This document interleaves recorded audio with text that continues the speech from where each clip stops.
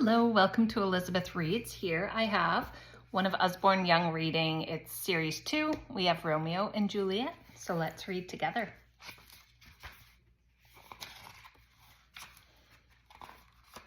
Chapter 1, Capulets and Montagues. It was a warm summer's afternoon in the pretty town of Verona. People were busy shopping and chatting in the sunshine when suddenly two gangs of young men tore across the market square, fighting, kicking, and rolling in the dust. The townspeople ran for cover. The gangs belonged to two of Verona's richest families, the Capulets and Montagues. The families were sworn enemies, and they were always fighting. In minutes, Verona's ruler, Prince Aeschylus, arrived with his soldiers to break up the fight. The prince was furious. "I've had enough of this feud," he raged. "It's got to stop. From now on, anyone caught fighting will be put to death." Old Montague, the head of the Montague family, hurried into the market square searching for his son Romeo, but he only found Benvolio, Romeo's cousin. "Don't worry, uncle," said Benvolio. "Romeo wasn't fighting. He's too sensible." Soon after that, Romeo himself wandered by. Benvolio was telling him what had happened when someone spoke behind them. "Have you heard? Old Capulet's holding a masked ball tonight." "Did you hear that?" Romeo whispered Benvolio. "A party at the Capulet's house. Let's go. If we wear disguises, no one will guess who we are." Excitedly, the two young Montagues went to find their friend Mercutio to invite him along too. Chapter 2, Falling in Love. At the Capulets' mansion, the place was buzzing with excitement. Servants raced around, laying the tables and lighting candles, putting the finishing touches to the party. Upstairs, Juliet Capulet's nurse was helping her dress when Juliet's mother came in. "Now, Juliet," she said, "a man named Count Paris is coming tonight. I hope you like him. Your father and I want you to marry him." "I'm only 13. "Oh, Juliet, sweetheart," squealed her nurse, "you're to be married. How exciting!" Juliet was horrified. She wasn't ready to get married, and what if she didn't even like Count Paris? But there was no time to argue. The party was about to start. Straightening her dress, Juliet went down the grand marble staircase to the banqueting hall. A little later, 3 surprise guests arrived. Benvolio and Mercutio wanted to dance, but Romeo stood still. He had spotted a beautiful girl in a pink and cream dress, and he couldn't take his eyes off of her. Juliet's cousin Tybalt recognized the 3 friends and went straight to old Capulet. "Uncle, there are Montagues here," he declared. "Let's kick them out." "No, Tybalt," said his uncle. "Remember the prince's warning." Romeo saw the girl leave the hall and followed. Shyly, he went up to her. "I don't know who you are," he said, "but I've fallen in love with you. You're beautiful." And then he kissed her. Juliet had left the hall to escape from Count Paris. She didn't like Paris at all, but when Romeo kissed her, she felt her heart fluttering. She fell in love with him at once. "Who are you?" Juliet murmured. "He's Romeo Montague," snapped Juliet's nurse, who had come to look for her, "and old Capulet would have a fit if he saw his daughter with a Montague. Come on." And then she took Juliet away. "Count Paris wants to dance with you." Romeo groaned. "She's a Capulet. What am I going to do?" When the party ended, Romeo sneaked outside and hid in the Capulet's garden. As the moon rose, he saw Juliet step onto a balcony. "Oh, Romeo," she sighed, "it's you I love. If only you weren't a Montague." "Juliet," Romeo called to her, "I'm here in the garden, and I love you." "You do?" shouted Juliet. "With all my heart," Romeo replied. "I'd marry you if I could." "But my parents are going to make me marry Count Paris," Juliet wailed. She frowned. "Our only hope is to get married in secret," she said at last. "Then we will," said Romeo. "I'll ask my nurse to help us," Juliet decided. "Send me a message tomorrow." "I will," Romeo promised, "but now I'd better go. Goodbye, Juliet." Chapter 3, A Secret Wedding. The next morning, Romeo went to visit Friar Lawrence. The friar was a wise monk who made medicines and helped people with problems. can I do for you, Romeo?" Friar Lawrence asked. "I'm in love with Juliet Capulet," Romeo explained.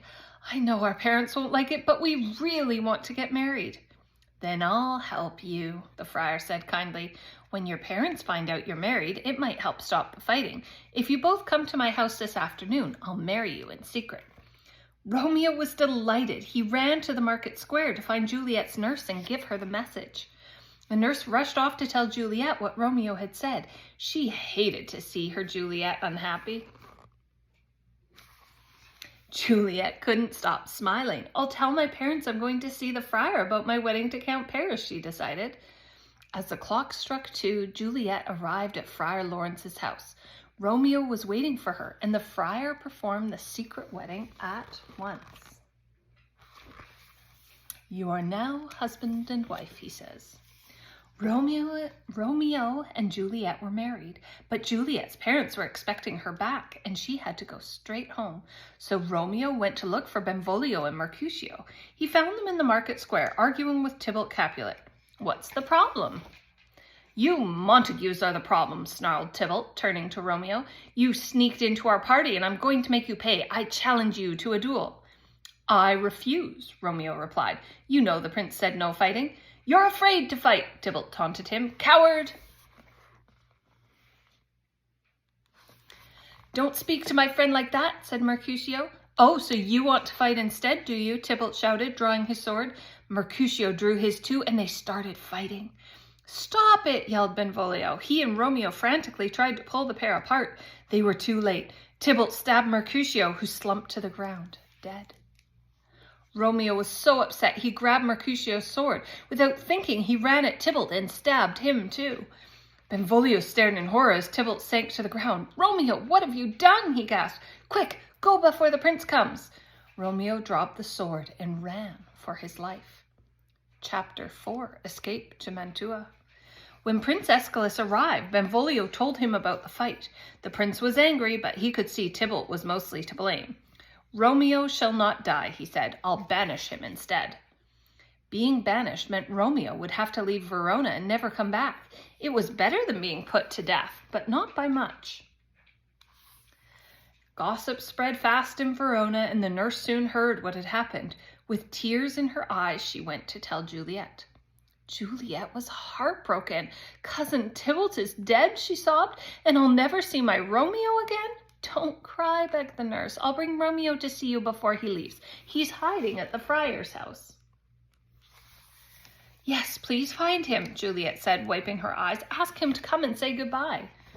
The nurse went straight to the friar's house. Romeo looked as if he'd been crying too. "Romeo, you should be grateful," said Friar Lawrence. "The prince has spared your life." "But I'm banished," Romeo said, "and I want to be with Juliet." "Go and see her tonight," said the friar, "but make sure you leave Verona by dawn. Head for the city of Mantua. After a while, I'll talk to the prince. I'll ask him to forgive you and let you come home." The nurse smiled at Romeo. "And I will tell Juliet you are on your way." That night, Romeo went again to the Capulets' garden and climbed up the ivy to Juliet's balcony. But before dawn, Romeo had to leave. "It's not time yet," Juliet pleaded. Romeo sighed. Giving his new wife one last kiss, he climbed down the balcony, sped from the garden, and set off for Mantua. All that morning, Juliet cried and cried. Her nurse tried to comfort her, but she couldn't stop. Suddenly, her mother and father swept in. "Poor Juliet," said her mother, going over to her. "You're still upset about Tybalt, but this will cheer you up. You're to marry Count Paris. The wedding's on Thursday." "Thursday?" Juliet gasped. It was so soon. "And I don't want to marry Count Paris. Please don't make me." Her father scowled. "I won't marry him," Juliet shouted. "No, no, no." "What do you mean, no?" said her father angrily. "You'll marry Count Paris on Thursday, and that's that." And her parents left.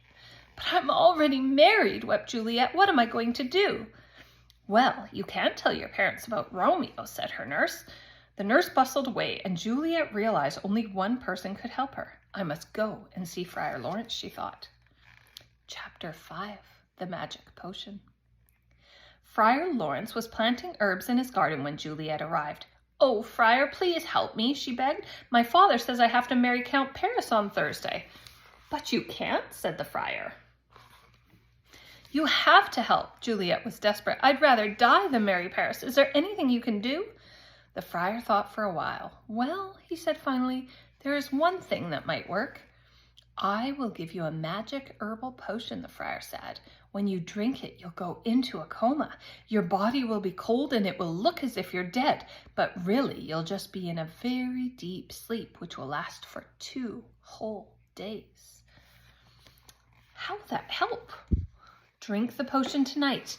In the morning, your parents will find you and think you are dead. They'll put your body in the Capulet family tomb while they arrange your funeral."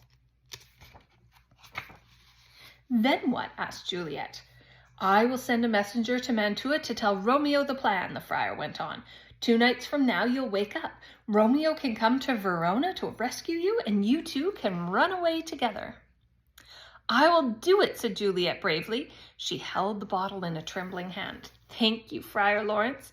Clutching the potion tightly, she turned and ran home. Back at the Capulet mansion, Juliet went to talk to her parents. "I am sorry I was rude to you," she said sweetly. "I was upset about Tybalt. Of course I'll marry Count Paris on Thursday."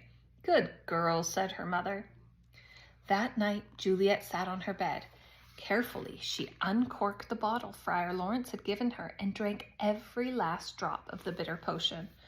A few moments later, she fell into a deep, deep sleep. Chapter 6, Romeo Returns. It was just as the friar had promised. The next morning, Juliet's nurse found her cold body lying on the bed and screamed, "She's dead! Juliet's dead!" "There'll be no wedding for my daughter," said old Capulet, trying to hold back his tears. "Instead, we must prepare for a funeral. Carry her body to the family tomb." Meanwhile, Friar Lawrence wrote a letter to Romeo explaining everything. He sealed up the letter and gave it to his friend, Friar John, to deliver. "This letter must reach Romeo tomorrow. Hurry to Mantua." But the news spread fast. Soon, people for miles around had heard about Juliet's death. In Mantua, a servant told Romeo that Capulet's daughter had died. "No, Juliet, my Juliet!" "I'll go back to Verona and find Juliet in the tomb," Romeo sobbed. "Then I'll lie beside her and drink poison so I die too. That way we can be together." Romeo went to find an apothecary. "I need the strongest poison you have," he said. "You can't buy poison in Mantua. It's against the law," the man told him. But Romeo saw he was poor and offered him 40 gold coins. The apothecary quickly handed over a tiny bottle. "One sip of this could kill 20 men. Be careful." Romeo put the poison in his bag and headed for Verona as fast as his horse could carry him. By the time Friar John arrived in Mantua, Romeo had already left, so the friar set off back to Verona without delivering the letter. Late that night, Romeo arrived in Verona. He crept to the Capulet's house and found the entrance to the tomb, but someone else was already there, Count Paris. "What are you doing here, Montague?" demanded Count Paris. "Juliet is dead because of you. You killed her cousin Tybalt, and she died of grief." "That's not true," Romeo cried. "I loved her more than you did." "You're trespassing," snapped the Count, drawing his dagger. "Get out!" He lunged at Romeo. Romeo drew his dagger too and fought back. Count Paris gasped and fell to his knees, dying.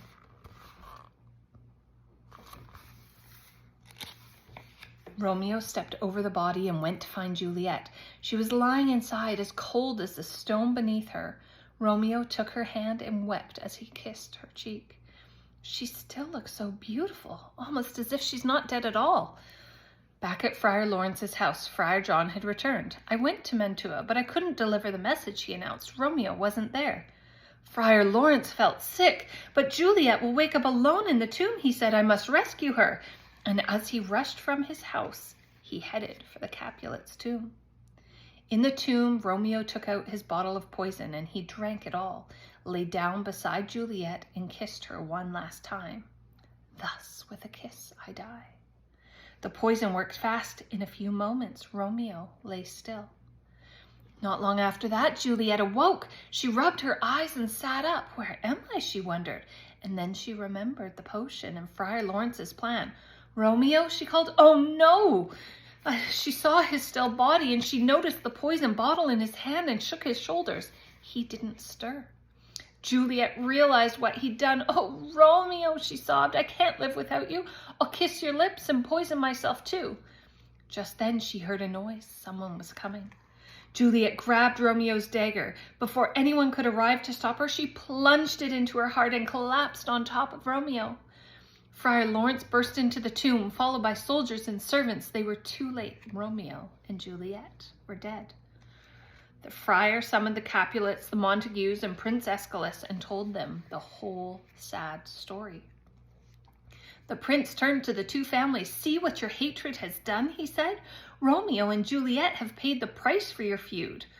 Old Capulet and old Montague agreed to bury Romeo and Juliet side by side. Wiping away their tears, they promised that their families would never fight again.